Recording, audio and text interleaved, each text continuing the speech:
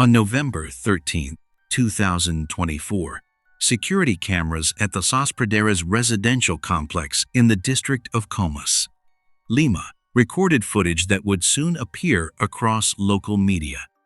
In the video, a 26-year-old woman could be seen holding a small white dog in her arms. Beside her walked a slim young man with a serious expression. Moments later, they entered apartment number 307. Later, the woman was found dead. Her body was discovered in a suitcase that belonged to the owner of the apartment. There were no signs of a struggle. At that point, investigators were able to identify the main suspect as a member of the Peruvian National Police. On November 19th of the same year, he was found dead at the Las Praderas Hotel in San Juan de Lurigancho, one of Lima's largest districts. Public attention, however, was drawn less by the death itself than by the circumstances surrounding it.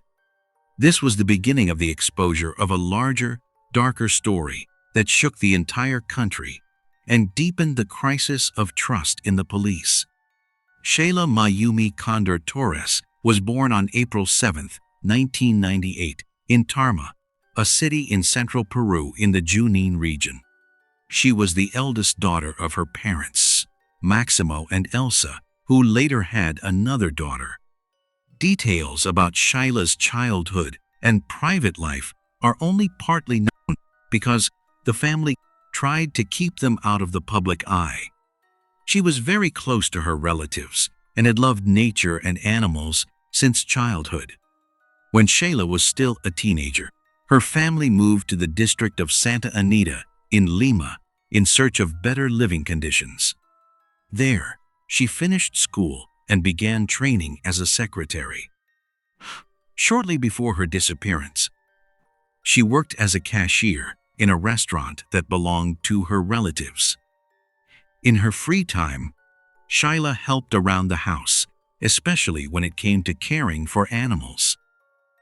On the morning of November 13, 2024, Sheyla left home as usual. She took some personal belongings with her and said goodbye to her aunt, promising that she would return soon. She was wearing a blue blouse, blue jeans, sneakers, and a pink shoulder bag. That evening, Sheyla was supposed to begin her shift at the family restaurant, but she never appeared. Her parents began to worry and tried to call her, but Sheyla did not answer the phone. That was completely unlike her, so her mother went to the police to report her daughter missing. However, the police refused to accept the report, even though Peru had a protocol for cases involving missing persons. The officers did not even take Elsa's words seriously. They merely said that Sheyla was an adult and had probably just gone to meet a young man. But Elsa felt that something was wrong. She returned home and decided to search for her daughter herself. Later, a friend of Sheyla's managed to access her computer. He discovered that a messaging program was still open. The young woman's last messages were addressed to a young man named Darwin. The messages showed that Sheyla had agreed to look after his dog. Their correspondence did not appear to suggest that a romantic relationship was developing between them. On the contrary, Darwin had offered to pay her for the service. They agreed to meet on Wednesday, November 13th. Darwin's apartment was located in the Las Praderas residential complex in the district of Comas.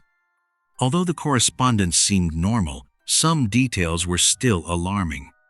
For example, when Sheyla asked him to transfer the money to her bank card, Darwin insisted on paying in cash. She also said that she could only stay until 4 p.m. Even so, he suggested that she stay longer and have a drink with him.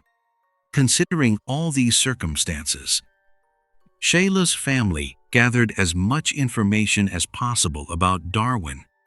They learned that he was 25 years old.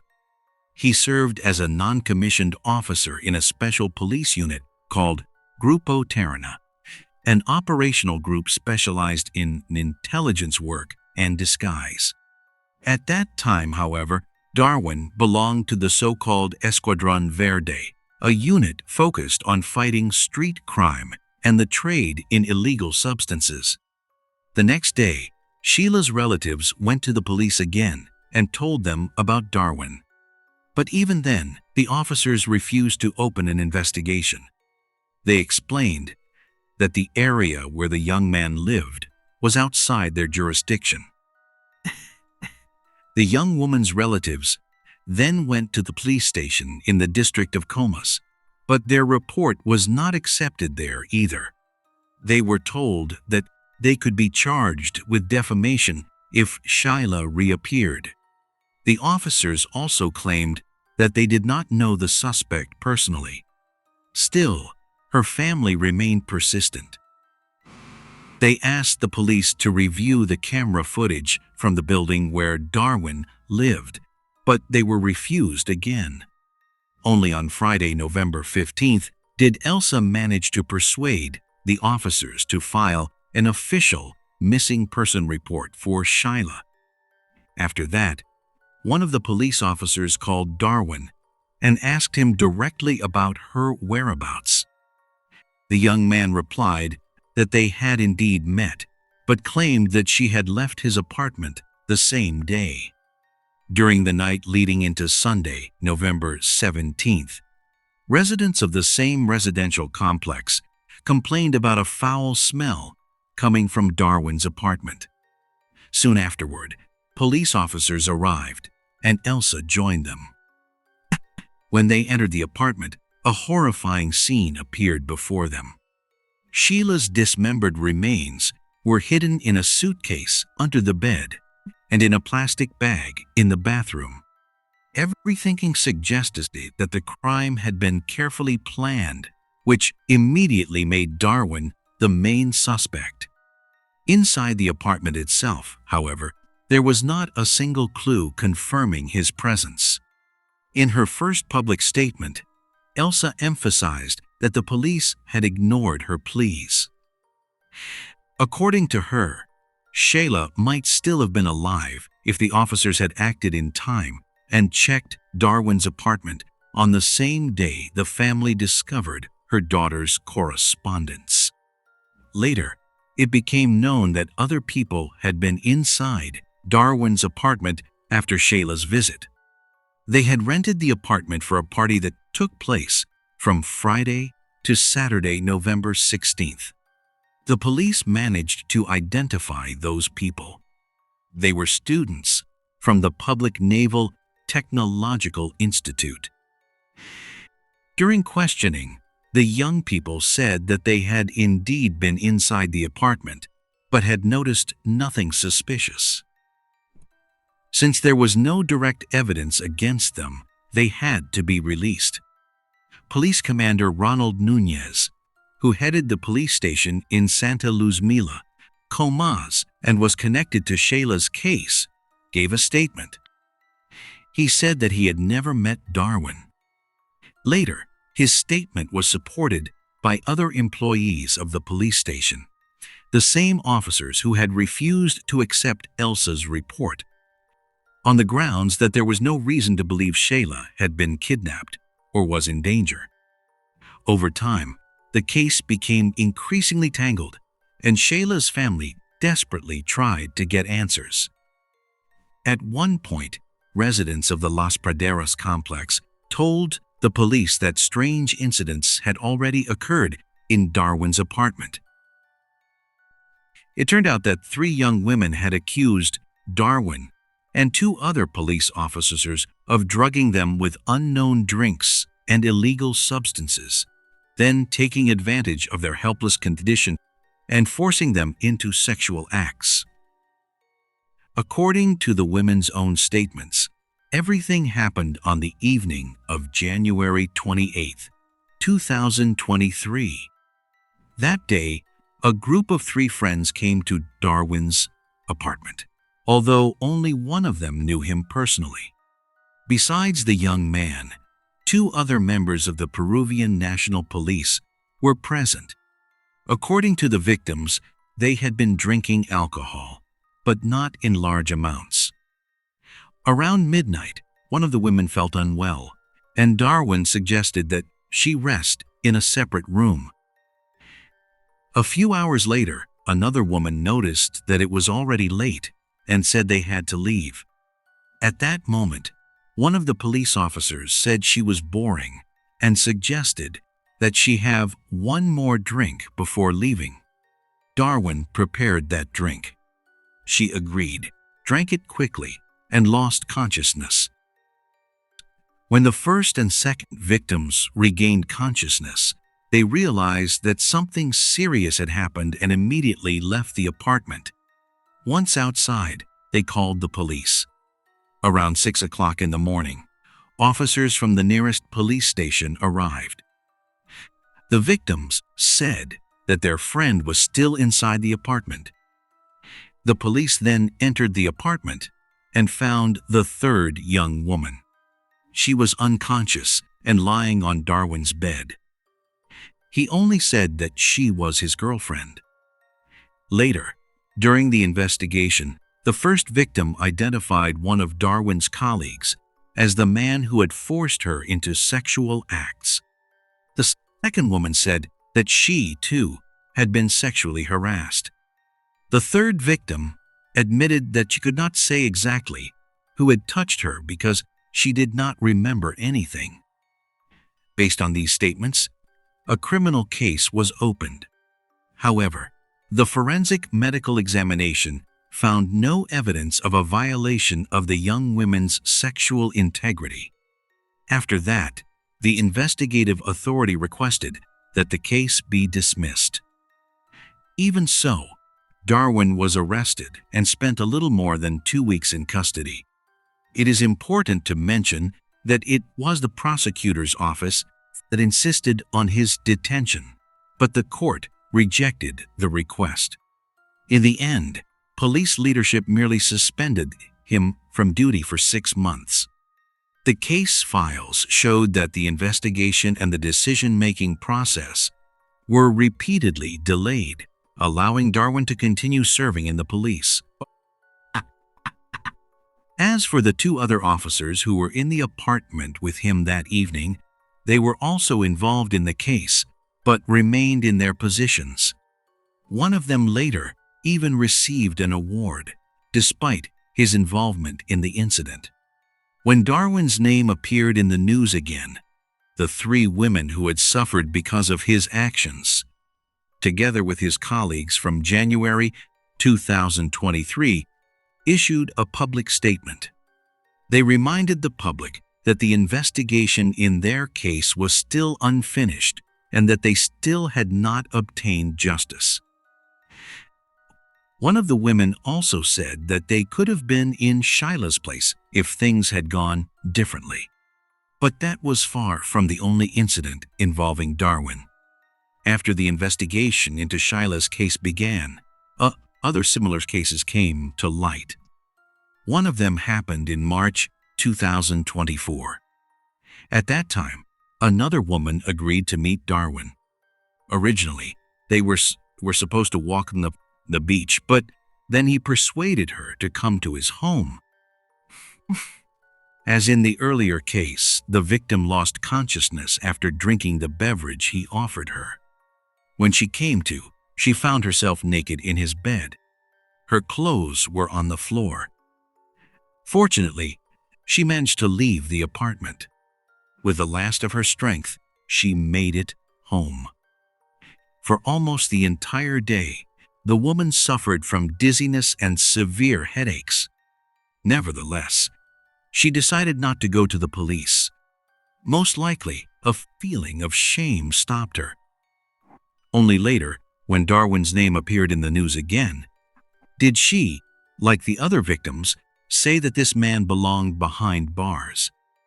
And although it was still unclear whether these women were the only victims, Darwin's pattern had become clear. Everyone who knew him agreed that he was not an impulsive person and that he acted deliberately. More and more signs suggested that Sheyla's death was no accident. Eventually, Sheyla's family managed to obtain the security camera recordings from the Las Praderas residential complex. The first images showed Sheyla entering the building as Darwin opened the door for her. He was holding his white dog in his arms. After some time, the cameras filmed the young woman again. This time, she herself was carrying the same dog through the hallway.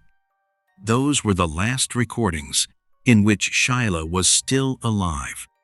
Later, the lawyer for the Condori family, Aaron Alaman, filed an official complaint with the Peruvian National Police. It stated that police officers had ignored the plea of Sheyla's mother and failed to take action in a case that, from the beginning, showed all the signs of femicide. It also emerged that Darwin continued working for the police and even performed security duties during an economic forum. This made tracking his movements even more difficult. Finally, it became clear that Darwin had gone into hiding. When the lawyer for the Condori family learned of this, he contacted the Ministry of the Interior and Interpol, asking that the young man be placed on an international wanted list. The news received widespread attention, and Darwin's photo was circulated across the country, but it was already too late. The location of his mobile phone indicated that he was in the area of San Juan de Lurigancho. The police launched a large-scale search operation and checked more than 20 hotels in that area, but the suspect was not found in any of them. On November 19, 2024, police received an anonymous call. The caller said he had seen a man who looked like Darwin. He was in the Las Praderas hotel, in room 30. The police immediately rushed to the scene.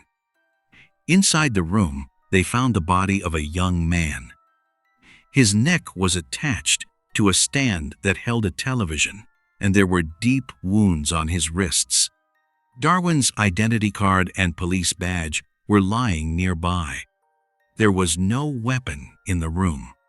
Everything looked strange, to say the least. A few hours later, a video appeared on social media.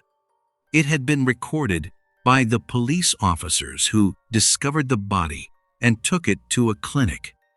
Around the same time, former Prime Minister Ana Jara expressed doubts about the circumstances of the young man's death. According to her, the body was already in a state of rigor mortis when it was found, meaning it had fully stiffened. That meant there had been no need to take it to the clinic. As was later determined, Darwin had already been dead for at least several hours when the police arrived. Even so, the officers said that they believed he was still alive and had decided to avoid possible responsibility for his death. However, few people believed that version. The behavior of the police officers was considered a serious violation. According to protocol, they were required to wait for the arrival of crime scene investigators. The head of the Criminal Investigation Division, Colonel Ricardo Espinosa, confirmed that the officers had violated protocol. Under all these circumstances, speculation appeared in the media about the possible murder of Darwin. In fact, the distance between his neck and the floor was too small for it to be a convincing case of hanging. In addition, the stand to which he was tied could hardly have supported his weight, since the structure appeared unstable. Furthermore, there was almost no blood visible on the floor, which seemed strange for the version that he had killed himself, at least considering the type and depth of the wound on his wrist. Later, A forensic examination confirmed that Darwin had died 8 to 10 hours before his body was taken to the clinic. This deepened suspicions even further, prompting the Congress of the Republic of Peru to summon Interior Minister Juan José Santibáñez to give a statement. According to the minister, the actions of the police officers involved in the handling of Darwin's death could be considered a breach of duty. He also promised to conduct an internal investigation to determine why the suspect had remained in service despite numerous complaints against him. Former Minister for Women and Vulnerable Populations, Gloria Montenegro, also commented on the situation, saying that Peru had become a state that enabled violence against women. Soon afterward, new inconsistencies emerged in the case. No one understood how Darwin had been able to check into the hotel. If he had used his identity card, why had the hotel staff not called the police immediately? After all, his face was already visible everywhere. Later, Sheyla's family demanded official confirmation of the identity of the young man who had been found, as well as the results of a DNA analysis. They wanted to be sure that it was truly Darwin. On November 23rd, the International Day for the Elimination of Violence Against Women, the Peruvian National Police once again came under intense public pressure. Possibly for that reason, Interior Minister Juan José Santibáñez ordered that Darwin's body should receive no honors. He was eventually buried in a private cemetery. After that, both police stations that Sheyla's family had contacted were inspected by Peru's public prosecutor's office. The heads of the police stations were ordered to provide certified copies of the personnel files of all officers who had been on duty on the days when the Condori family tried to file a missing person report for Sheyla. On November 24th, the same minister, Santibáñez, appeared on a Sunday television program. He admitted that his colleagues had misjudged the situation and announced that Peru's Ministry of the Interior, together with the Ministry of Women and Vulnerable Populations, would conduct a special information and training campaign for police officers. According to him, the main goal of the campaign was to improve the response to cases involving disappearances and physical violence against women. At the end of November, Sheyla's mother, Elsa, issued a sharp statement expressing her deep outrage over the complete silence of representatives of the Ministry of Women and Vulnerable Populations. She said that since her daughter's death, she had not received a single phone call or a single word of support. Forced to deal with her severe emotional condition alone, she sought psychological help herself. Elsa also insisted that her younger daughter, who was only 14 years old, also needed psychological support. At the beginning of December, the launch of a comprehensive investigation was officially announced against the police officers who had refused to accept the report, as well as against those who had violated protocol when Darwin's body was discovered. Meanwhile, the lawyer for the Condori family, Aaron Alaman, said they were considering filing a complaint before the Human Rights Commission. He explained that the main goal was to hold not only individual officers responsible, but the state as a whole. He also criticized the actions of the police. According to him, the luminal examination in the apartment where Sheyla was killed was carried out only 3 days after the body was discovered, which could have seriously affected the integrity of the evidence. Meanwhile, a mass demonstration demanding justice took place in the city. People protested not only against Sheyla's murder, but also against the actions of law enforcement authorities, who, in their view, had obstructed the investigation. On social media, dozens of women's organizations expressed their distrust of the police. Climate. By that point, the case had already caused such a strong public reaction that rumors began circulating online about a possible link between Darwin and an organ trafficking network, and that Sheyla might have been one of the victims of that criminal network. On December 6th, the prosecutor's office released the official results of the autopsy on Sheyla's body, which had been performed at Lima's central morgue. Among other things, the report stated that all of the young woman's organs were present. This disproved the rumors about organ trafficking. However, it was not possible to determine the exact cause of death, which triggered a new wave of questions. The Condori family learned about the autopsy results from the news, not directly. The next day, the family's lawyer issued a new public statement pointing to serious police violations related to the handling of evidence. In particular, Alaman emphasized that access to the security camera recordings from the residential complex where the murder took place had been restricted. According to him, he had personally gone to the location to make copies for analysis, but the prosecutor had ordered that the materials not be handed over either to the family or to their legal representatives. In addition, the prosecutor had not set a date for the official review of the recordings. The lawyer suspected that these materials could contain important evidence, not only clarifying the timeline of events, but also identifying possible accomplices. On January 25, 2025, Aran Alaman issued another statement. This time, he said that a video had been handed over to the prosecutor's office that could completely change the course of the investigation. According to that footage, Darwin entered a police building only a few days before Sheyla's body was discovered. The video shows him entering a police station on the very day Elsa Condori tried to report her daughter missing. This meant that the officers who refused to accept the report not only knew who Darwin was, but also deliberately concealed his presence.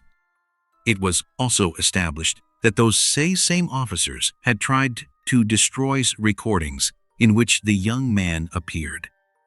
According to Alaman, Darwin should have been arrested immediately on the exact day Elsa first went to the police, but that did not happen. Now, those police officers could be charged with aiding a crime. The lawyer for the Condori family added that, based on the new evidence, he had every reason to believe that Darwin's death was a murder by those who were the first to report his whereabouts. At present, there are three main lines of investigation in this case: the murder of Sheyla, the breach of duty by police officers, and the alleged attempt to make Darwin's death appear voluntary, which is increasingly being viewed as a possible murder. The police officers who found his body are currently being prosecuted. They are accused of violating service regulations, hiding evidence, showing inaction, and abusing their authority. Although none of those officers is currently charged with murder, an international arrest alert has been issued to prevent them from fleeing the country. In addition, the authorities have launched a project to modernize the police structure, which provides for the immediate dismissal of all officers involved in criminal acts. If such a reform had been carried out earlier, Darwin would already have been removed from service after the incident in 2023. In other words, Sheyla might still be alive. Thank you for watching, and take care.